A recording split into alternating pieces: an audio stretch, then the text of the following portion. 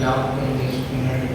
ఏ మాటలు మాట్లాడాలను ఈ ఆత్మ చేతను బయలుపరిచి నా పక్షంగా తండ్రి మీరు ఉండి మీరు మాట్లాడి మీరు మహిమ పొందాలని ఆరాధన కార్యక్రమాన్ని మీ బలమైన చేతులు అప్పగిస్తూ కొద్ది వినప్పుడు మా ప్రభువును రక్షకుడైనటువంటి యేసు నామమున ప్రార్థిస్తున్నాము తండ్రి.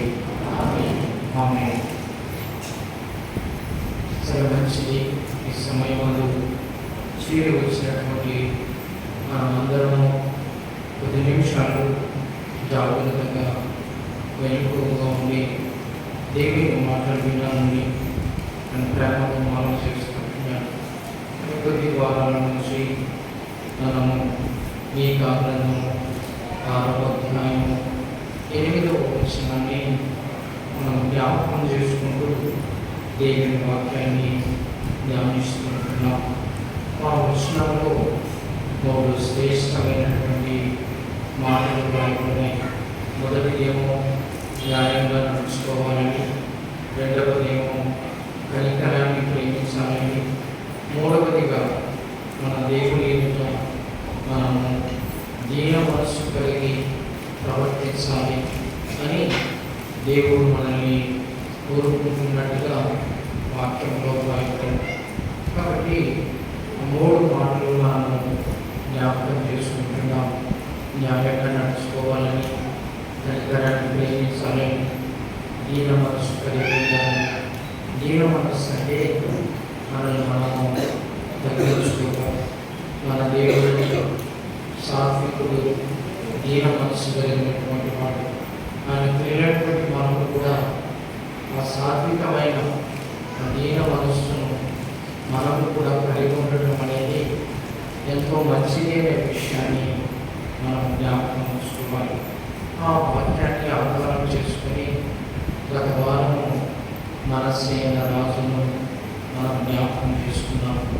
ఆయన చేయని ఆచారాలంటూ ఏమి లేవు. అన్ని ఆచారాలను ఆయన అనుసరించి నడిచినాడు.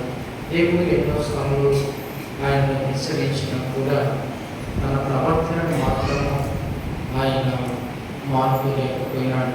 అందుకనే దేవునికి కోపం వచ్చి ఎవరి చేతికి అప్పగించినాడంటే శత్రువుల చేతికి అప్పగించినాడు. శత్రువుల చేతికి అప్పగించిన తర్వాత ఆ శత్రువులు అతన్ని బంధించి గొలుసులతో బంధించి బొగులను తీసుకుని వెళ్ళిన తర్వాత అక్కడ శ్రమలు ఉన్నప్పుడు ఎవరు జ్ఞాపకం వచ్చినాడంటే దేవుడు జ్ఞాపకం వచ్చినాడు. అప్పుడు తను తాను బహుగా దేవుని సన్నిధిలో తగ్గించుకొని ఏం చేసినాడంటే ప్రార్థన చేసినాడు.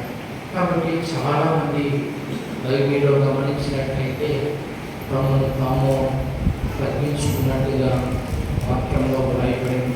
కాబట్టి మన దేవునికి తగ్గించుకునే మనస్సు ఉంది. కాబట్టి ఆయన పిల్లలైనటువంటి మనము కూడా ఆ మనస్సును కలిగి ఉండటం అనేది ఎంతో మంచిది అనే విషయాన్ని జ్ఞాపకం ఉంచుకోవాలి. ఈ సమయంలో మనం చదువుకున్నటువంటి వాక్య భాగంలో కూడా ఆ మాట కనిపిస్తుంది. ఈ 14వ వచనం, నా పేరు పెట్టబడిన నా జనులు తమను తాము తగ్గించుకొని ఏం చేయాలంట? ప్రార్థన చేసినప్పుడు. కాబట్టి దేవుని సన్నిధికి వచ్చిన తర్వాత, దేవుని మందిరానికి వచ్చిన తర్వాత మనము తగ్గించుకోవడం అనేది చాలా మంచిది. ఈ స్థలంలో దేని విషయంలో కూడా మనం అతిశయపడడానికి ఆస్కారం లేదు. మనం అట్లా అతిశయపడతామని దేవుడు ఏం చేసినాడంటే ఎన్నిక లేని వారిని, తృణీకరించబడిన వారిని, నీచులను ఎవరు ఏర్పాటు చేసుకున్నారంటే దేవుడు ఏర్పాటు చేసుకున్నాడు. కొరింథీయులకు రాసినటువంటి పత్రికలో మనం గమనించినట్లయితే ఏ శరీరుడు కూడా, ఏ మానవుడు కూడా దేవుని ఎదుట అతిశయపడటానికి ఆస్కారం లేదంట. చూడండి, కొరింథీయులకు రాసినటువంటి మొదటి పత్రికలో మనం గమనించినట్లయితే అక్కడ ఒక మాటను మనము జ్ఞాపకం చేసుకుందాం. చూడండి, 29వ వచనం, మొదటి అధ్యాయము 29వ వచనం, పేజ్ నెంబర్ కుడి వైపు నుంచి 147వ పేజ్, 29వ వచనం. ఏ శరీరుడు దేవుని ఎదుట అతిశయించుకుంటున్నట్లు జ్ఞానులను సిగ్గుపరచుటకు లోకంలో నుండి వెర్రివారిని దేవుడు ఏర్పరచుకొని ఉన్నాడు. బలవంతులైన వారిని సిగ్గుపరచుటకు లోకములో బలహీనులైన వారిని దేవుడు ఏర్పరచుకొని ఉన్నాడు. ఎన్నికైన వారిని వ్యర్థం చేయుటకు లోకములో నీచులైన వారిని, తృణీకరింపబడిన వారిని, ఎన్నిక లేని వారిని దేవుడు ఏర్పరచుకొని ఉన్నాడు. కాబట్టి ఏ శరీరం, ఒక మాటలో చెప్పాలంటే ఏ మానవుడు కూడా దేవుని ఎదుట అతిశయపడడానికి ఆస్కారం లేని లేదు. మరి ముఖ్యంగా దేవుని మందిరానికి బైబిల్లో ప్రత్యేకత ఉంది. ఆ ప్రత్యేకతను మనం గుర్తిరిగి దేవుని మందిరానికి వచ్చినప్పుడు, దేవుని సన్నిధికి వచ్చినప్పుడు మనము తగ్గించుకోవడం అనేది చాలా మంచిది. ఈ చదవబడినటువంటి ఈ వాక్య భాగంలో ఏమని కనపడి ఉందంటే, ఈ స్థలమందు చేయబడు ప్రార్థన మీద ఎవరి కనుదృష్టి ఉంటుందంటే తెలుసా? దేవుని కనుదృష్టి ఉంటుందంట. శివుడు దానిని ఆలపిస్తాయంట. కాబట్టి దేవుని మందిరానికి వచ్చి, దేవుని సన్నిధికి వచ్చి మనము తగ్గించుకొని మనము ప్రార్థన చేసినప్పుడు మన ప్రార్థన ఎవరు వింటారంటే గడిగే పని దేవుడు వింటాడు. కాబట్టి ఈ స్థలానికి రాగానే మనము తగ్గించుకోవడం అనేది చాలా మంచిది. ఈ స్థలముందు దేవుని కనుదృష్టి మాత్రమే కాదు.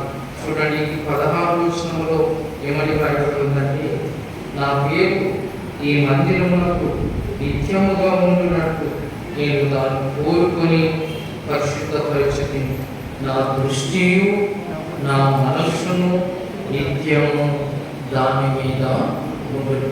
కాబట్టి దేవుని దృష్టి, దేవుని మనస్సు ఈ మందిరము పైన ఉంటుందండి. కాబట్టి ఈ స్థలానికి రాగానే మనలో ఎవరి భయం ఉండాలంటే ఏమి భయం ఉండాలి.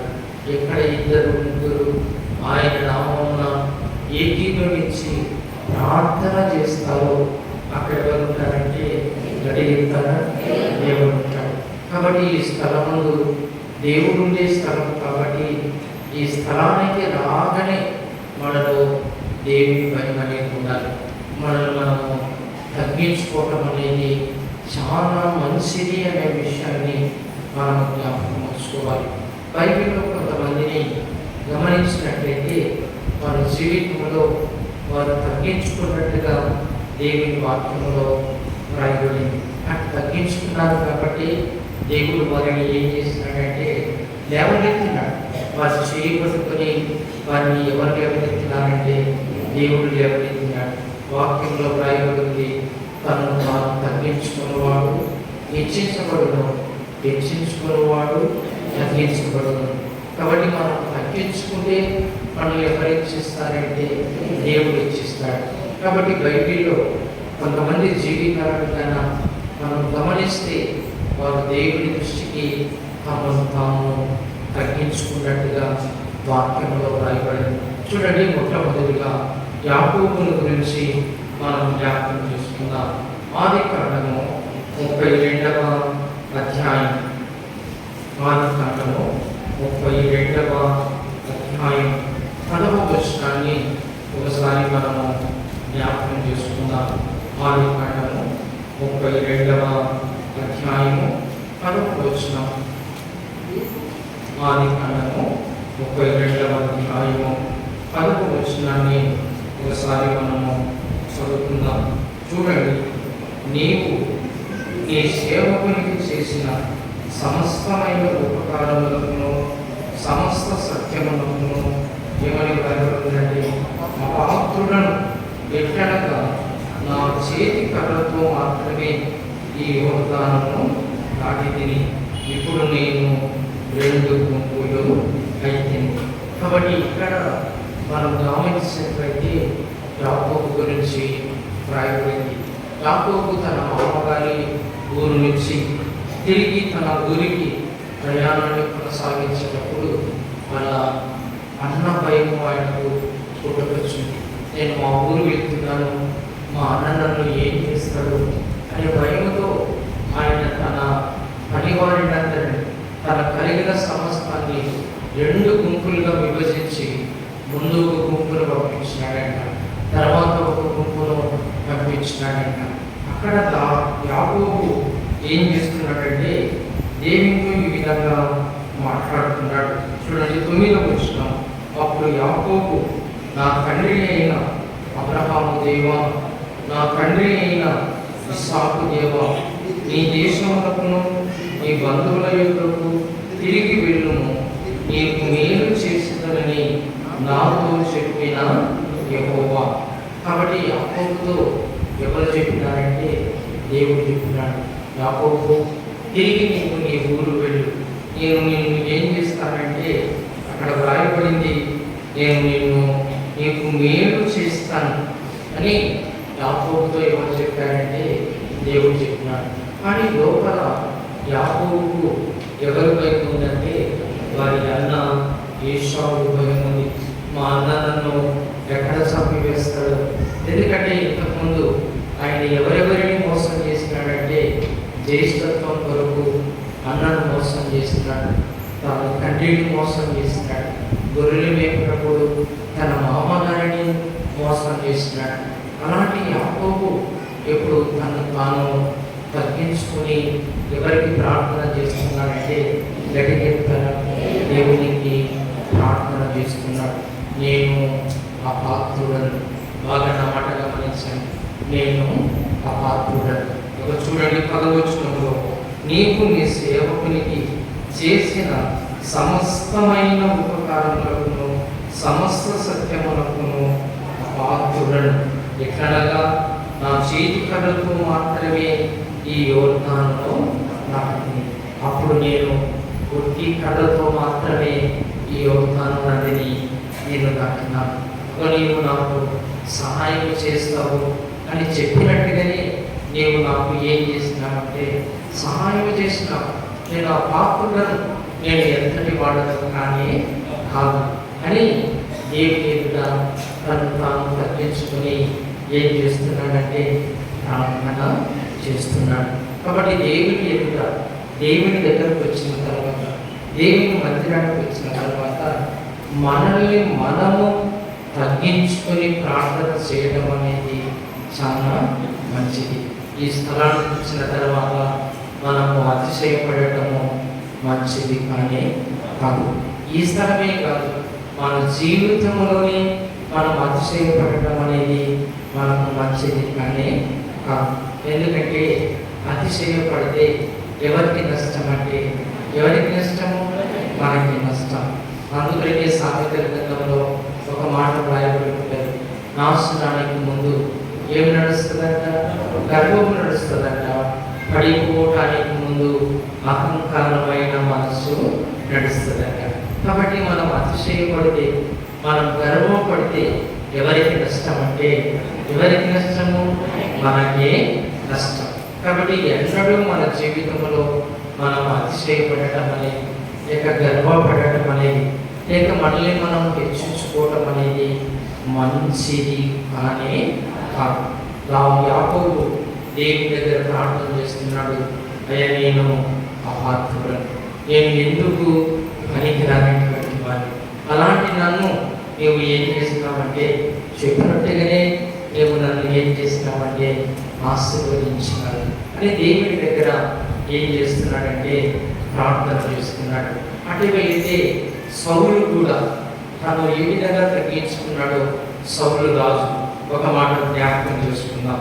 చూడండి, సమూయేలు మొదటి గ్రంథం 9వ అధ్యాయం, సమూయేలు మొదటి గ్రంథము 9వ అధ్యాయము 21వ వచనం.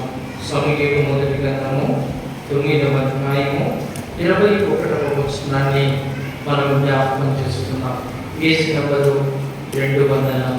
21 వచ్చిన అందుకు సౌలు, నేను బెన్యామీయుడను కానా, నా గోత్రము ఇశ్రాయేలు గోత్రములలో స్వల్పమైనది కానా, నా ఇంటి వారు బెన్యామీను గోత్రపు ఇంటి వారందరిలో అల్పులు కానా, నాతో ఇలాగున ఎందుకు పలుకుతున్నావు అని. కాబట్టి ఈ మాటలు సౌలు రాజు ఎవరితో మాట్లాడుతున్నాడంటే సమూయేలుతో మాట్లాడుతున్నాడు, సమూయేలు ప్రవక్తతో మాట్లాడుతున్నాడు. ఏమి వారి మధ్యన జరిగేటువంటి సంఘటన అంటే, సౌలు ఏం చేస్తాడంటే వారి తండ్రి గాడిదలు పోగొట్టుకుని పోయినప్పుడు ఆ గాడిదలను వెతకడానికి వెళ్ళినాడు. ఆయన వెళ్ళినటువంటి సమయంలో ఆయన సమూయేలును కలుసుకోవడం జరిగింది. అప్పుడు సమూయేలు సౌలుతో ఇలాగున మాట్లాడుతున్నాడంట. ఏమని మాట్లాడుతున్నాడో చూడండి, ఒక మాటను జ్ఞాపకం చేసుకుందాం. చూడండి 20 వచనం, 3 దినముల కిందట తప్పిపోయిన నీ గార్ధకములను గురించి విచారపడకుము, అవి దొరికినవి. ఇశ్రాయేలీయుల అభీష్టము ఎవరి యందు ఉన్నది, నీ యందును నీ తండ్రి ఇంటి వారి యందును కదా అనే. కాబట్టి ఇశ్రాయేలీయుల అభీష్టమట, వారి కోరిక ఎవరి మీద ఉందంటే ఎవరి మీద ఉందంటే బెన్యామీను గోత్రికుల మీద ఉంది. ఒక మాటలో చెప్పాలంటే సౌలు రాజు బెన్యామీయుడు అన్నమాట. కాబట్టి ఇది సమూయేలు మాట్లాడుతున్నాడు. దేవుడు ఒక మాటలు చెప్పాలంటే మిమ్మల్ని రాజుగా ఉంచాలనుకుంటున్నాడు అని అన్నప్పుడు సమూయేలుతో సౌలు రాజు మాట్లాడుతున్నాడు, నేను నా గోత్రికులము చాలా అల్పమైనటువంటి వాటిని.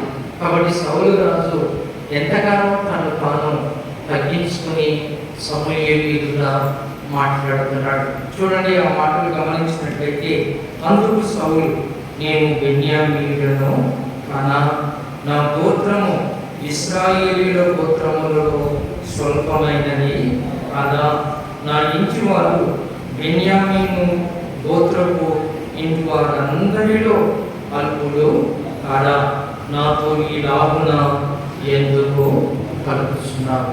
కాబట్టి సమూయేలుతో సౌలు రాజు మాట్లాడుతున్నాడు, అయ్యా మేము అల్పులం, మా గోత్రికులు కూడా అల్పులే, మా ఇంటి వారు కూడా అల్పులే, ఇలాగ నీవు ఎందుకు పలుకుతున్నావు అని సమూయేలుతో ఎవరు మాట్లాడుతున్నారంటే సౌలు రాజు మాట్లాడుతున్నాడు. అయ్యా దేవుని అభిష్టం, ఒక మాటలు చెప్పాలంటే ఇశ్రాయేలుల అభిష్టం మీ పైన ఉంది, మీరు ఏం కావాలని, మీ రాజు కావాలని అని చెప్పినప్పుడు సౌలు రాజు ఏం చేసినాడంటే తను తాను తగ్గించుకొని ఎవరితో మాట్లాడుతున్నాడంటే సమూయేలుతో మాట్లాడుతున్నాడు. అయ్యా నేను, నా వంశం, నా గోత్రికు, నా ఇంటి వారు అందరము మేము అల్పులమే, మేము గొప్పవారము గొప్పవారము కానీ కాదు అని తమను తాము తగ్గించుకొని సౌలు రాజు మాట్లాడుతున్నట్టుగా వాక్యంలో రాయబడింది. దయచేసి మాట్లాడండి. ఆయన నిద్రపోతున్నాడు. నేను మాట్లాడేది అమ్మా ఈ సెల్లులో కూడా రికార్డ్ అవుతుంది, వినేది బాగా.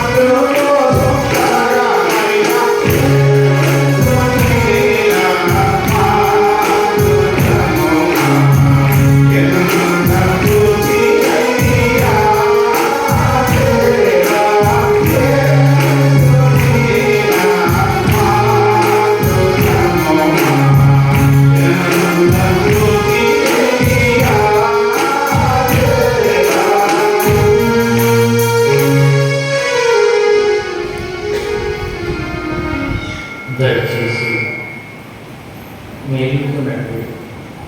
ఆయన ఇదివరకు ఒక మాట చెప్పాను, వారమంతా కష్టపడి మనం పని చేసుకుని ఉండవచ్చు. నేను కాదన్నాడు, ఎందుకంటే దేవుడు కూడా సెలవిచ్చినాడు, ఎన్ని దినాలు పని చేసుకోమని గట్టి చెప్పాడు. 6 దినాలు పని చేసుకున్నాడు, 7వ దినం మాత్రము ఎవరు ఏ పని చేయని చేయ.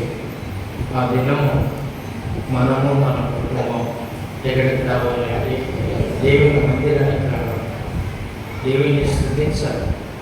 దేవుని స్తుతించడమే కాకుండా ఆయన మాటలు కూడా మనం వినడం అనేది చాలా మంచిది. వచ్చేది అందరము ఆదివారమే కాబట్టి మిగతా దినాలు మనము ఎవరము అందరం రాము కాబట్టి ఈ వచ్చిన ఒక రోజైనా మనం ఎవరి మాటలు వినాలంటే గట్టి చెప్పండి, గట్టి చెప్పండి, వినాలండి. నిద్రేమి ఎప్పటికి వస్తుంది, దానికి ఏమి సమయం లేనే లేదు. కాబట్టి మనము దేవుని సన్నిధికి వచ్చిన తర్వాత జాగ్రత్తగా ఉన్నాడు. దేవుని సేవకుడు ఏ వాక్యం చెప్తున్నాడు కొంచెం మనము ఆలోచించి వినడం అనేది చాలా మంచిది. మనకు చల్లగా ఉన్నా కూడా ఏమొస్తుందంటే నిద్ర వస్తుంది. ఒక ఆమె వేసి చల్లగా ఉందని ఫ్యాన్ బంద్ చేసేది, ఇట్లా చల్లగా విడిచిపెట్టు.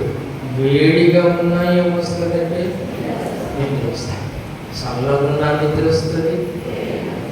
పలకండి, మరి ఏది లేకుంటే నిద్ర.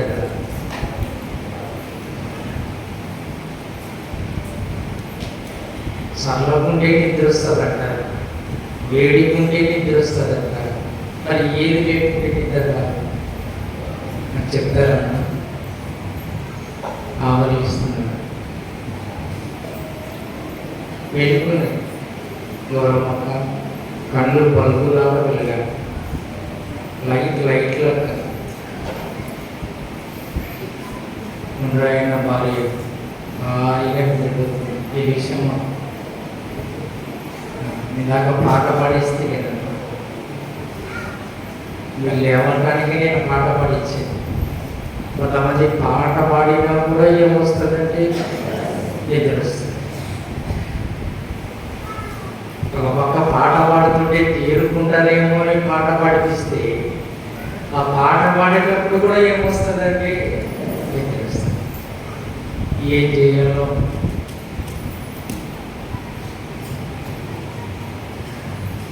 మేలుకునండి, దేవుని మాటలు విన్నారు.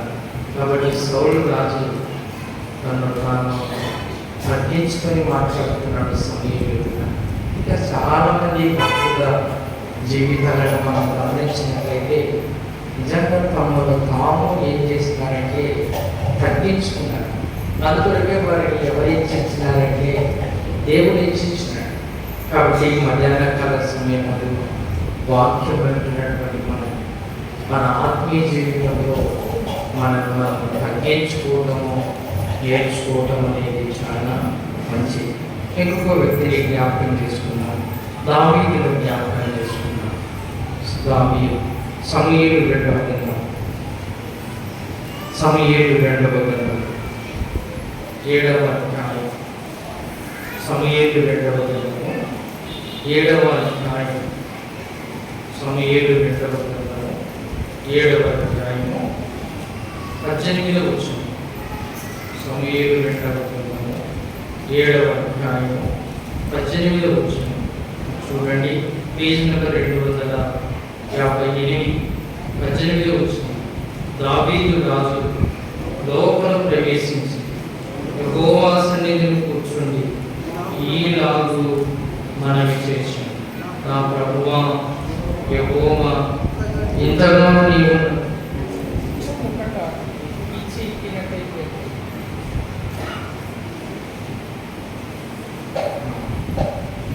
నా ప్రభువా యెహోవా, ఇంతగా నీవు నన్ను హెచ్చించుటకు నేను ఎంతటి వాడను, నా కుటుంబము.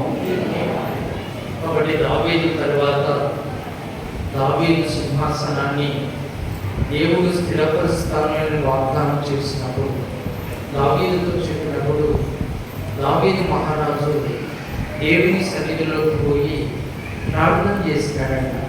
ఏమని ప్రార్థన చేసినాడంటే, నా ప్రభువా యెహోవా, ఇంతగా నీవు నన్ను హెచ్చించుటకు నేను ఎంతటి వాడను, నా కుటుంబము.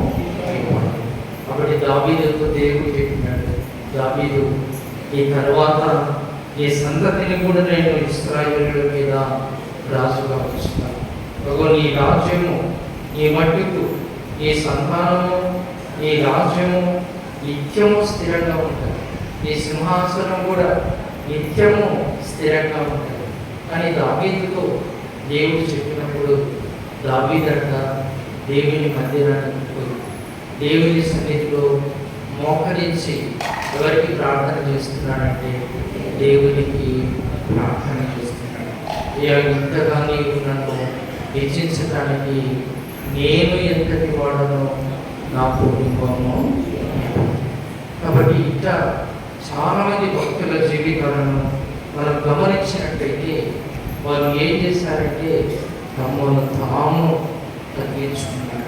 అందుకనే దేవుడు వారిని ఎంతగానో హెచ్చించినాడు. కాబట్టి దావీదు జీవితాన్ని గాన ఆలోచన చేస్తే ఎక్కడైనా అతిశయపడినట్టుగా, ఆయన ఎక్కడా గర్వించినట్టుగా వాక్యంలో ఎక్కడా వ్రాయబడలేదు. నేను ఎన్నో మార్లు దావీదు గురించి జ్ఞాపకం చేసుకుంటాను. ఎందుకంటే అంతగా తను తాను ఏం చేస్తున్నాడంటే తగ్గించుకున్నాడు. ఇటు తగ్గించుకున్న వాళ్ళు చాలామంది ఉన్నారు బైబిల్లో. గమనించినట్లయితే సొలొమోను మహారాజు కూడా తాను తగ్గించుకున్నాడంట. తన తండ్రి తగ్గించుకున్నాడు కాబట్టి సొలొమోను మహారాజు కూడా తాను కూడా తగ్గించుకున్నాడంట. తగ్గించుకున్నాడు చూడండి. సొలొమోను రాజుల మొదటి గ్రంథం 3వ అధ్యాయం, రాజుల మొదటి గ్రంథం 3వ అధ్యాయం, రాజుల మొదటి గ్రంథం 3వ అధ్యాయం 7వ వచనాన్ని ఒకసారి జ్ఞాపకం చేసుకున్నాం. రాజుల మొదటి గ్రంథం 3వ అధ్యాయం 7వ వచనం చూడండి. ఏమని రాయబడిందంటే, పేజ్ నెంబర్ 281, నా దేవా యెహోవా, నీవు నా తండ్రి అయిన దావీదునకు బదులుగా నీ దాసుడనైన నన్ను రాజుగా నియమించి ఉన్నావు. అయితే నేను వాళ్ళను కార్యములు జరుపుటకు నాకు ఏమి సాధనంటే బుద్ధి సాధన. అయ్యా, నేను వాళ్ళను ఒక నా తండ్రి తర్వాత నీవు నన్ను ఇశ్రాయేలుల మీద రాజుగా నియమించి ఉన్నావు. ఒక నేనేమో చిన్నపిల్లవాడిని మాట్లాడుతున్నాడు. నాకు నీ కార్యములు జరపడానికి ఏమి సాధనంటే బుద్ధి సాధన. కాబట్టి అందుకొరకే దావీదు సొలొమోను మహారాజు ఏమడిగినాడంటే జ్ఞానం అడిగినాడు. ఈ ప్రజలైనటువంటి ఇశ్రాయేలీయులు ఎంతమంది ఉన్నారు, వీళ్ళకి న్యాయం తీర్చడానికి నాకు ఏం చాలంటే జ్ఞానం చాలు. అందుకొరకే నీవు నాకు ఏమి ఇస్తావంటే జ్ఞానాన్ని దయచేయి అని సొలొమోను మహారాజు కూడా తాను తగ్గించుకుని ఎవరిని అడిగినాడంటే దేవుణ్ణి అడిగినాడు. కాబట్టి సొలొమోను మహారాజు కూడా తాను తగ్గించుకున్నాడు. అయ్యా, నేను వాళ్ళను నాకు ఈ కార్యములు జరుపుటకు నాకు ఏమి చాలదంటే బుద్ధి చాలు. ఒక మాటలో చెప్పాలంటే ఈ జ్ఞానం నాకు సరిపోనే సరిపోదు, నాకు జ్ఞానమే అని దేవుని అడిగినప్పుడు సొలొమోను అడిగింది ఎవరికి ఇష్టమైందంటే దేవునికి ఇష్టమైందంట. అందుకొరకే ఆయన అడగకపోయినా, బాగా నా మాట గమనించండి, ఆయనకు ఐశ్వర్యాన్ని కూడా ఎవరు ఇచ్చినారంటే తెలుసా?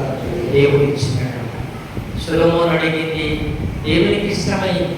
ఆయన సంపద అడగలేదు, ఐశ్వర్యాన్ని అడగలేదు. ఏమడిగినాడంటే తన ప్రజలైనటువంటి ఇశ్రాయేలులను పరిపాలించడానికి ఏమడిగినాడు? జ్ఞానం అడిగినాడు. ఆ జ్ఞానం అడిగింది ఎవరికి నచ్చిందంటే దేవునికి నచ్చింది. అందుకొరకే దేవుడు ఆయన అడగకపోయినా ఆయనకి ఏమి ఇచ్చినాడంటే ఐశ్వర్యం ఇచ్చినాడు. చూడండి, వాక్యాన్ని గమనిస్తాము. ఏమని వ్రాయబడిందో ఒక మాటను జ్ఞాపకం చేసుకుందాం. 11వ వచనం, దేవుడు అతనికి ఇలాగూ సెలవిచ్చాడు, దీర్ఘాయునైనను ఐశ్వర్యమునైనను ఈ శత్రువుల ప్రాణమున అడుగగా న్యాయములను గ్రహించుటకు వివేకము అనుగ్రహించమని నీవు అడిగిది. నీవు ఇలాగును అడిగినందున నీ మనవి ఆలకించుచున్నాను. బుద్ధి వివేకముల గల హృదయం నీకు ఇచ్చుచున్నాను. పూర్వీకులలో నీ వంటి వాడు ఒకడును లేడు, ఇక మీదట నీ వంటి వాడు ఒకడును ఉండడు. మరియు నీవు ఐశ్వర్యమును, బాగా ఈ మాట గమనించండి, ఘనతను ఇమ్మని అడగకపోయినను నేను వాటిని కూడా నీకు ఇచ్చుచున్నాను. అందువలన నీ దినములన్నిటను రాజులలో నీ వంటి వాడు ఒకడైనను ఉండడు. కాబట్టి సొలొమోను అడిగింది ఎవరికి ఇష్టమైందంటే దేవునికి ఇష్టమైంది. ఏమడిగినాడంటే ఐశ్వర్యాన్ని కానీ సంపదను కానీ ఆయన దీర్ఘాయువును కానీ అడగలేదు, కానీ ఏమడిగినాడంటే జ్ఞానాన్ని అడిగినాడు. అయ్యా, నేను బాలుడను, నేను చిన్నపిల్లవాడిని, అగో నీ ప్రజలను కార్యాలు జరిపించడానికి, మీ ప్రజలకు న్యాయం తీర్చడానికి నాకు నీ జ్ఞానము సరిపోదు. కాబట్టి నాకు ఏమి ఇస్తానంటే జ్ఞానమి అని దేవుని అడిగినప్పుడు ఆయన అడిగింది ఎవరికి నచ్చిందంటే దేవునికి నచ్చింది. అడగకపోయినా జ్ఞానంతో పాటు ఏమి ఇచ్చినాడంటే ఐశ్వర్యాన్ని కూడా ఇచ్చినాడంట. కాబట్టి ఆ దినాలలో సొలొమోను లాంటి జ్ఞానం కలిగినటువంటి, సొలొమోను లాంటి ఐశ్వర్యవంతుడైనటువంటి రాజు ఇంకొకరు లేనే లేదు. ఆ విధంగా సొలొమోనును ఎవరు ఆశీర్వదించినారంటే దేవుడు ఆశీర్వదించినాడు. ఇంకొక ఆయనను జ్ఞాపకం చేసుకుంటాము. మత్తయి సువార్తలో చూడండి, 8వ అధ్యాయం, మత్తయి సువార్త 8వ అధ్యాయము 8వ వచనం. మత్తయి సువార్త 8వ అధ్యాయము 8వ వచనాన్ని ఒకసారి మనము జ్ఞాపకం చేసుకుందాం. ఇక్కడ శతాధిపతి గురించి వ్రాయబడి ఉంటాడు. యేసు ప్రభువారు కపెర్నహూము పట్టణానికి వెళ్ళినప్పుడు అక్కడ ఉన్నటువంటి శతాధిపతి యేసు ప్రభువారి ఎదుట తను తాను ఏ విధంగా తగ్గించుకున్నాడో ఒక మాటను మనము జ్ఞాపకం చేసుకుందాం. 8వ వచనం, ఆ శతాధిపతి, ప్రభువా, నీవు నా ఇంటిలోనికి వచ్చుటకు నేను పాత్రుడను కాను, మాట మాత్రము సెలవు, అప్పుడు నా దాసుడు స్వస్థపరచబడడు. కాబట్టి శతాధిపతి, కపెర్నహూములో ఉన్నటువంటి శతాధిపతి తన ఇంటిలో ఒక దాసుడు పక్షవాయువుతో బాధపడతా ఉంటే స్వస్థపరచమని యేసు ప్రభువారు కోరుకున్నాడు.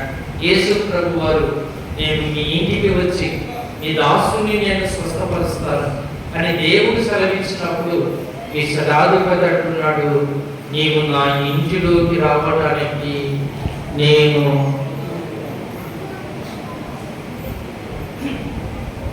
ఎందుకు అడిగినాను, మిగతాది మీరు పలకాల, నేను ఆ మాట పలకండి, నేను ఇంకా గట్టిగా, నేను పాత్రుడను కాను. మీరు ఆ మాట పలకడానికే ఆగింది. నేను ఆగితే మీరు ఆగుతున్నారు. ఆర్టీసీలో బస్సులో కొన్ని రకాలు ఉంటాయంట. బస్సులలో ఎక్కడ రకాలు ఉంటాయంటే తెలుసా? కొన్ని బస్సులు స్టార్ట్ అయితే ఇంకా ఎక్కడ ఆగమంట, డైరెక్ట్ ఎక్కడ ఆగాలనో అక్కడ ఆగుతాయంట. మరికొన్ని బస్సులు ఉంటాయంట, మధ్యాహ్నం పోయి ఆగిపోతాయంట. మరికొన్ని బస్సులు ఉంటాయంట, అవి మొదటనే స్టార్ట్ కావంట. ఆ బస్సులు ఏం చేయాలంటే అందరు దిగాలి, దొబ్బాలి. ఇప్పుడు మన బండి ఆర్టీసీ రకం అంటే ఏ రకం అంటే ఈ రకమే, కిందికి దిగి దొబ్బితే కానీ బస్సు ముందుకు కదలనే కదలు. ఈ ఇటగాలు వాక్యం వినాల్సి. నేను ఆ మాట చెప్తూ ఎందుకు ఆగినానంటే మీరు ఆ మాటను పలుకుతారేమో అని నేను ఆగినాను.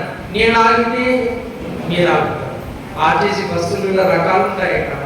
కొన్ని బస్సులు ఆగవు, అవి ఎక్స్ప్రెస్లు అంతే, ఎక్కడ ఆగనే ఆగు.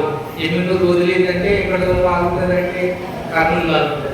మండి కొన్ని మధ్యాహ్నం ఉంటాయి నాన్ స్టాప్ అనేది, అవి కూడా ఎక్కడ ఆగనే ఆగవు. మరి కొన్ని బస్సులు ఉంటాయి మధ్యాహ్న బెలగలు ఆగుతాయి, మధ్యాహ్నం ఎక్కడ ఆగుతాయి అంటే గూడూరు ఆగుతాయి, ఇంకా మళ్ళీ ఎక్కడ ఆగుతాయి అంటే కర్నూలు ఆగుతాయి. మరి కొన్ని బస్సులు ఉంటాయి అది మొదటికే కదలదు, ముందుగానే ఎమ్మిగూరు బస్ స్టాండ్ దిగి దాన్ని ఏం చేయాలంటే దొబ్బాలి. ఇప్పుడు మనం ఏ రకం బస్సులో అంటే అనండి, ఈ రకం బస్సులోనే మనం ముందు దిగి దొబ్బితే కానీ ముందుకి కదలనే కదలదు. కొంచెం గమనించండి, నేను ఏం చెప్తున్నాను ఆ వాక్యాన్ని వెంటనే ఏం చేయాలంటే క్యాచ్ చేసుకోవాలి. ఆ శతాధిపతి మాట్లాడుతున్నాడు, ఇంటికి రమ్మన్నాడు, యేసు ప్రభు వారు వస్తానని తెలియజేస్తున్నాడు. అప్పుడు ఆ శతాధిపతి అంటున్నాడు, నీవు నా ఇంటిలోకి రావడానికి నేను పాత్రుడను కాను, నీవు మాట మాత్రము సెలవు. ఎవరు బాగుపడతారంటే నా దాసుడు బాగుపడతాడు. ఆ శతాధిపతి యొక్క విశ్వాసాన్ని చూసి యేసు ప్రభు వారే ఆశ్చర్యపోయినారట. అంత విశ్వాసము ఇశ్రాయేలులలో కూడా ఎవరికి లేదంట. బాగా నా మాట గమనించండి, ఇశ్రాయేలు ఎవరి పిల్లలు? గడియపడి మన అమ్మాయికి తిరగండి, ఎవరి పిల్లలు? దేవుని పిల్లలు. ఇశ్రాయేలు దేవుని పిల్లలు. ఎన్నో అద్భుతమైన ఆశ్చర్యమైనటువంటి కార్యాలను చూచారు, కానీ వారికి నిజంగా దేవుని మీద ఏమీ లేదంటే నమ్మకము, విశ్వాసం అనేది లేనే లేదు. ఆ మాట అన్నాడు యేసు ప్రభు వారు. చూడండి అక్కడ గమనించినట్లయితే 10వ వచనం చూడండి. యేసు ఈ మాట విని ఆశ్చర్యపడి వెంట వచ్చుచున్న వారిని చూచి, ఇశ్రాయేలులో ఎవరికైనాను నేను ఇంత విశ్వాసం ఉన్నట్టు చూడలేదని నిశ్చయముగా మీతో చెబుతున్నాను. ఖచ్చితంగా చెప్తున్నాడట, ఇశ్రాయేలులో ఇంత నమ్మకము, ఇంత విశ్వాసము ఎవరిలో లేనే. ఆ శతాధిపతికి ఉంది విశ్వాసం, శతాధిపతికి ఉంది నమ్మకం. అగో నీవు నా ఇంటిలోకి రావడానికి నేను పాత్రుడను కానే కాను, నీవు మాట మాత్రము సెలవి. ఎవరు బాగుపడతారంటే ఎవరు బాగుపడతారమ్మా? నా దాసుడు బాగుపడతారు. కాబట్టి మధ్యాహ్న కాల సమయంలో ఆ శతాధిపతికి ఉన్నటువంటి విశ్వాసము మనం కూడా ఉంటే చాలా మంచిది. ఎక్కడ వెళ్ళామంటే కూడా మనకు వెళ్ళాం. ఉన్న చోటనే ఏం చేసుకుంటామంటే ప్రార్థన చేసుకుంటాం. ఎక్కడ ఉన్నా ఎవరు బాగు చేస్తారంటే దేవుడు బాగు చేస్తాడు. స్వస్థపరిచే దేవుడు ఎక్కడ ఉన్నా, ఏ స్థలంలో ఉన్నా మనల్ని ఎవరు బాగు చేస్తారంటే దేవుడు బాగు చేస్తాడు. ఇంకొక ఆయనను మనము జ్ఞాపకం చేసుకుందాం, పౌలును. అపోస్తులైనటువంటి పౌలును జ్ఞాపకం చేసుకుందాం. చివరిగా ఈయన ఏ విధంగా తాను తగ్గించుకున్నాడో చూడండి, జ్ఞాపకం చేసుకుందాం. తిమోతికి రాసినటువంటి మొదటి పత్రిక, తిమోతికి రాసినటువంటి మొదటి పత్రిక మొదటి అధ్యాయం, తిమోతికి రాసినటువంటి మొదటి పత్రిక మొదటి అధ్యాయము 15వ వచనం, మొదటి అధ్యాయము 15వ వచనాన్ని ఒకసారి జ్ఞాపకం చేసుకుందాం. పేజ్ నంబరు 191, 190 వేయబడి ఉండదు. కుడివైపు నుంచి 15వ వచనం, మొదటి అధ్యాయము 15వ వచనం. పాపులను రక్షించుటకు క్రీస్తు యేసు లోకమునకు వచ్చిన వాక్యము నమ్మదగినది, పూర్ణ అంగీకారమునకు యోగ్యమైనది ఉన్నది. అతి వారిలో నేను ప్రధానులను. బాగా నా మాట గమనించారు. యేసు ప్రభు వారు పాపులను రక్షించడానికి ఈ లోకానికి వచ్చినాడు అనే వాక్యము నమ్మదగినది, అది అంగీకారమైనది, అది యోగ్యమైనది. అగో అట్టి వారిలో నేను ప్రధానులను అని తను తాను ఏం చేస్తున్నాడంటే పాపాత్మునిగా పోల్చుకున్నాడు. ఇంకొక మాటలో చెప్పాలంటే పౌలంట బాగా నమ్మటంగా గమనించండి. పాపాత్ముల లిస్టు అంటే ఉంటే గాన మొట్టమొదటి పేరు ఎవరి పేరు ఉంటుందంట తెలుసా? ఎవరి పేరు ఉంటుందంట? ఆ పౌరు పేరే ఉంటుందంట. అంతగా తాను ఏం చేస్తున్నాడంటే తగ్గించుకున్నాడు. పాపులలో నేను, చెప్పండి, పాపులలో నేను ప్రధాన పాపులలో నేను ప్రధాన పాపిని, నా అంతటి పాపాత్ములు ఇంకొకడు లేనే లేడు అని తాను పాపాత్ములుగా ఏం చేసుకున్నాడంటే పోల్చుకున్నాడు. ఒకవేళ మనమే కన ఉంటే కన నా అంత మంచోడు దేవదత్త కన్నా భార్య పాడబడని సమయం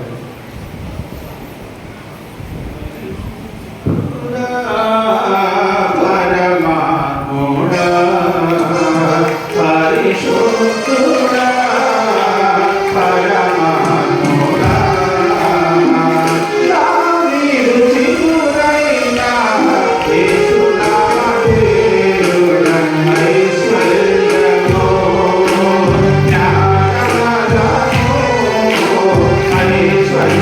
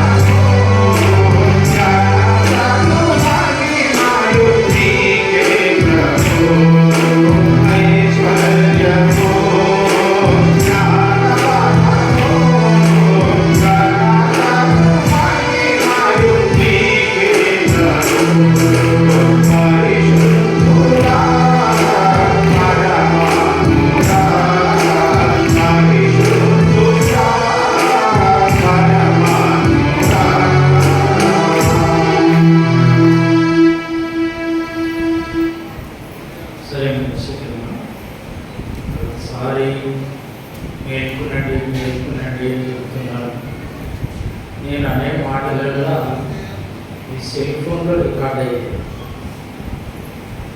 ఇది మళ్ళీ యూట్యూబ్లో పెడితే కదా దీన్ని అందరూ చూస్తారు. ఊళ్ళో పలానా ఊళ్ళో ఉంటారు, ఒకటే సేవకులు నిద్రపోతుండని చెప్తున్నారు అని ఏం పడుతుంది గౌరవం. ఊరు అందరూ చూస్తారు కాబట్టి ఆ మాటలు కట్ చేయండి. నేను నిద్రపోయే అన్న మాట ప్రపంచమంతా చూస్తారు సినిమాలో పెట్టి. కాబట్టి మీరు ఆ మాటలు కట్ చేయండి. నిద్రపోయే మాట ఒకటి కట్ చేయండి సార్. వాక్యం ఉన్నా పర్వాలేదు. నాకు భయం అవుతుంది నిలబడి అంటే ఆడ రికార్డ్ అవుతుంది కదా, అంటే రికార్డ్ అవుతుంది కదా. నాలో భయం ఉంది. ఫ్రీగా స్వేచ్ఛగా ఏదైనా మాట అనాలంటే నేను అనలేకపోతున్నాను. కాబట్టి మనకు పెద్ద బలహీనత ఉంది. ఏ బలహీనత అంటే మీరు పలకండి ఏం కాదు, పలకండి గట్టిగా పలకండి అంటున్నా కదా, ఇంకా గట్టిగా పలకండి. మీరు ఎంత పలికినా ఏమది తీసుకుని నేనే కనిపిస్తుంది నాకు. అందుకే నమ్మంటున్నారు. ఏ బలహీనత ఉంది?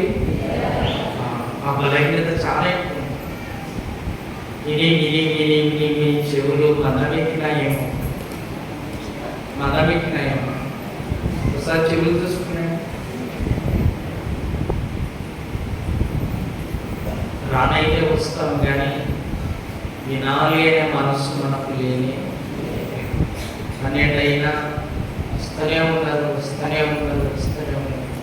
4 గేట్లు తెరవబడి ఉంటాయి. ఏ గేట్ నుంచి అయినా రావచ్చు, ఏం అభ్యంతరం లేని. రేపు చూడండి, ఈ టైంలో ఎవరు అన్నా కనిపిస్తామంటే ఎవరు కనిపించే కనిపి. నేను ఎప్పుడైనా అదే పోలికల్లో మనుషులు ఉండాలా లేరా అన్నట్టు కనిపిస్తారు మిగతా దినాలు. ఆదివారం ఇంత టైం అయినా ఇంకా మందిరం అనిపిస్తుంది, వాక్యం అయిపోతుంది. కాబట్టి పౌలు తను తాను పాపులలో నేను ప్రధాన పాపి. ఒక మాటలో చెప్పాలంటే పాపాత్మల లిస్టు అంటే ఉంటే కానీ ఏదన్నా మొట్టమొదటి పేరు ఎవరిది ఉంటుందంట తెలుసా? తనదే ఉంటుందంట. అంతగా తను తాను ఏం చేసినాడంటే తగ్గించుకున్నాడు. ఒకవేళ మనమే కదా మన గురించి చెప్పమంటే ఏం చెప్పుకుంటారు? మన గురించి మనం చెప్పమంటే ఏమని చెప్పుకుంటాం? నా అంత పలకండి. మంచంలో మొట్టమొదటి పేరు ఎవరి పేరంటే నా పేరు. ఆ మధ్యకాలంలో ఒక ఆయన చాలా ఆశ్చర్యమే. నేను ఫోన్ చేసి అన్నాడు, మా చర్చిలో నేనే మంచోని చెప్పాలంటే నా అంత మంచోడు ఎవరు లేరు వాళ్ళతో కానీ అప్పుడు ఆగినంత పని ఏమో బయట మాట్లాడుతున్నాడు. ఆయన శిష్యులు ఆయనే మంచోడంట, ఇంకా ఎవరు మంచోళ్ళు లేనే లేదంట. వాక్యము అట్లా అనుకోవద్దండి అని చెప్తాడు. నీతి మంతులని అనుకోవద్దండి అని చెప్తాడు యేసురాజు వాళ్ళమ్మ. వాక్యం అట్లా అనుకోకూడదంట. తమ దృష్టికి తాము నీతి మంతులమని ఎవరైతే అనుకుంటారో అలాంటి వారి కొరకు ఆయన ఒక ఉదాహరణ కూడా చెప్పినాడు. కాబట్టి ఎప్పుడు మనం నీతిమంతులం అనుకోకూడదంట, మన జ్ఞానవంతులం అనుకోకూడదంట. అట్లా అనుకునే వారికి ఏముందంట తెలుసా? శిక్ష ఉందంట. చూడండి, యెషయా గ్రంథం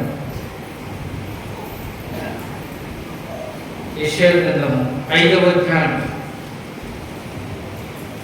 అధ్యాయం 21వ వచనం, పేజీ నెంబర్ 572, పేజీ నెంబర్ 572, 5వ అధ్యాయం యెషయా గ్రంథం 5వ అధ్యాయము 21వ వచనం ఏమని రాయబడింది? తమ దృష్టికి తాము జ్ఞానులమనియు తమ ఎన్నికలు తాము బుద్ధిమంతులమనియు తలంచుకొని వారికి శ్రమ. కాబట్టి మేము జ్ఞానులం గలవాలని, మేము బుద్ధిమంతులమని, లేక మనం నీతిమంతులం అనుకోకూడదు. వాక్యం స్పష్టంగా చెప్తుంది, నీతిమంతుడు ఎవరంటే చెప్తారా? నీతిమంతుడు ఎవరంటే యేసుక్రీస్తు ఒక్కడే నీతిమంతుడు.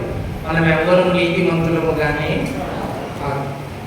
అట్లా అనుకోకూడదంట. మనం అక్కడ స్పష్టంగా రాయబడింది, తమ దృష్టికి తాము జ్ఞానులనియు తమ ఎన్నికలో తాము బుద్ధిమంతులమనియు తలంచుకున్న వారికి శ్రమ. కాబట్టి ఈ మధ్యాహ్న కాల సమయంలో వాక్యం ఏం చెప్తుందంటే, తమ దృష్టికి తమను తాము ఏం చేయాలంట? తగ్గించుకోవాలి. మన దృష్టికి మనం తగ్గించుకోవాలి. దేని విషయంలో మనము అతిశయపడడానికి ఆస్కారం లేని. యాకోబు తగ్గించుకున్నాడు, నేను అపాత్రుడనని. సౌలు రాజు తగ్గించుకున్నాడు, నేను బెన్యామీను గోత్రీకులలో నేను అనుకుడను. నా గోత్రీకులు కూడా అనుకోలేదు. దావీదు తగ్గించుకున్నాడు, ఇంతగా నీవు నన్ను హెచ్చించుటకు నేనెంతటి వాడను, నా కుటుంబము ఏమని. సొలొమోను అన్నాడు, అయ్యా నేను బాలుడను, మా తండ్రి తర్వాత నన్ను రాజుగా నియమించిన ఒక నేను బాలుడను, నీ కార్యములు జరపడానికి నాకు ఏమి చాలదంటే, గడిగుల కంటే ఏం చాలదు? జ్ఞానము చాలు. నాకు ఏం కావాలంటే జ్ఞానం కావాలి. తర్వాత శతాధిపతి యేసు ప్రభు వారితో అన్నాడు, నీవు నా ఇంటిలోకి రావడానికి నేను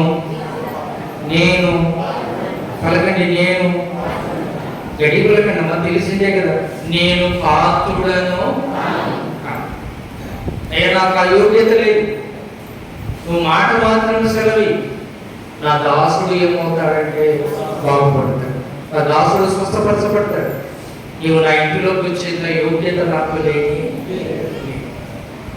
రమ్మనింది కానీ, పిలిచింది కానీ, మరలా వద్దనేది కూడా కానీ. తనకు తెలుసు యేసు ప్రభు వారి యొక్క గొప్పతనం. ఆయన మాటిస్తే చాలు ఎవరు బాగుపడతారంటే నా దాసుడు బాగుపడతాడు. ఆయనకు ఆ నమ్మకం ఉంది, ఆ విశ్వాసం ఉంది. అందువరకే ఇంటి వరకు యేసు ప్రభు వారిని తోడుకొని పోలే. మనమే కానీ అంటే ఏదే ప్రభు ఎట్లన్నా కానీ నువ్వు రా, నువ్వు వచ్చి ఎత్తి మీద ఏం పెడతామంటే అమ్మా చేయి పెట్టు, చేయి పెట్టి ఏం చేస్తామంటే కొంతమంది అట్టనే కోరుకుంటారు. ఆ నెత్తి మీద ఏం పెట్టాలంట? చేయి పెట్టాలంట. ఒక ఆయన ధైర్యం పట్టింది, బాగా వాడే గమనించాడు. ఒక రోజు వచ్చినాడు, భయపడుకుంటూ వచ్చినాడు. మరుసటి రోజు వచ్చినాడు, వచ్చి అంటున్నాడు, సార్ నువ్వు నా తల మీద చేయిబెట్టి చేయి సార్ అన్నాడు. ఎందుకంటే లేదులే సార్ నువ్వు చేయి, తల పెట్టి చేయి. సర్లేపా ఎందుకు కాదని లేని తల మీద చేయిబెట్టి ప్రార్థన చేశాడు. మూడవ రోజు వచ్చినాడు, వస్తుండగానే కొంచెం సంతోషంగా కనిపిస్తున్నాడు మనిషి. నేను చూశాను, నన్ను ఏమన్నా ఈరోజు చాలా సంతోషంగా ఉన్నావు అంటే ఆయన అంటాడు, నేను తల మీద చేయిబెట్టి చేసి వచ్చాను. ఏం పెట్టి కదా చేయిబెట్టి చేస్తుంది కదా. ఈరోజు ఏం పోయిందంటే చేయి పెట్టినా పోతుంది అనండి, చేయి పెట్టకుండా ఆయన నామంలో ప్రార్థన చేస్తే అపవాది వెళ్ళిపోతాడు. చేయి పెట్టి ప్రార్థన చేయాల్సిన అవసరం కూడా లేదు. ఇప్పుడు యేసు ప్రభు వారిని ఆ శతాధిపతి ఇంటికి వచ్చి చేయి పెట్టి ప్రార్థన చేతులా అని పిలుస్తున్నాడు. ఏమంటున్నాడంటే, నీవు మాట మాత్రము సెలవు, నా దాసుడు స్వస్థపరచబడతాడు. కాబట్టి చేయి పెట్టి ప్రార్థన చేస్తేనే కొంతమందికి అదొక తృప్తి. అందుకని నేను ఎవరి మీద ఏం పెట్టానంటే చేయి పెట్టాను, ఒక ప్రార్థన చేస్తాను. అతను చేయి పెట్టే ఒక తృప్తి అనమాట. చేయి పెట్టినా చేయి పెట్టకున్నా స్వస్థపరిచేవాడు ఎవరంటే, స్వస్థపరిచేవాడు ఎవరమ్మా? దేవుడే.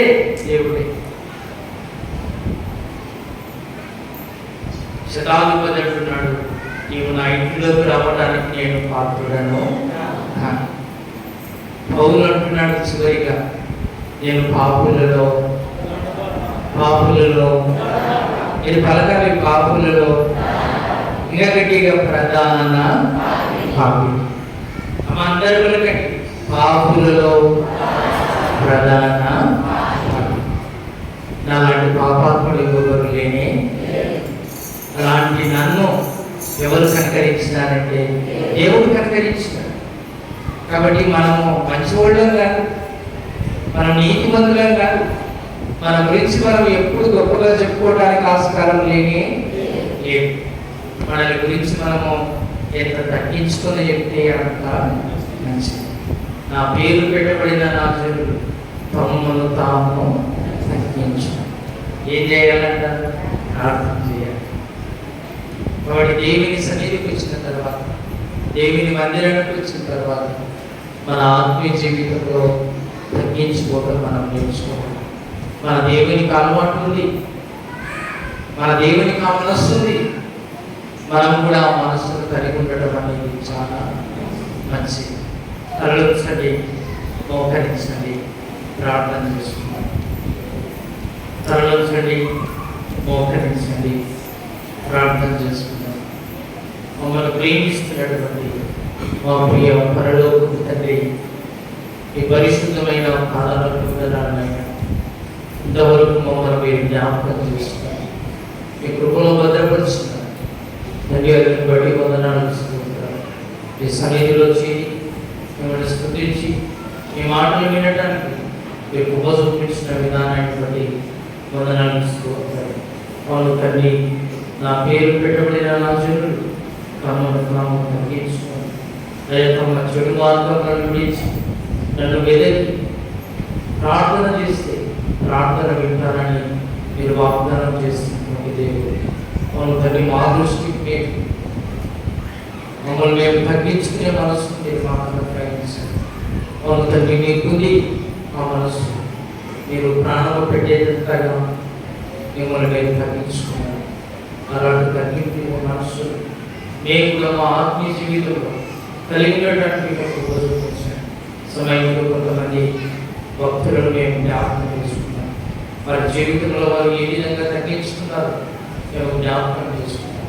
మేము కూడా మా ఆధ్యాత్మిక జీవితంలో అలాంటి తగ్గింపు గుణాన్ని కలిగి ఉండటానికి మీరు కృప చూపించి సహాయం అనుగ్రహించాలని కొద్ది విన్నపములు మా ప్రభువును రక్షకుడైనటువంటి యేసు నామమున ప్రార్థిస్తున్నాము. ఆమేన్.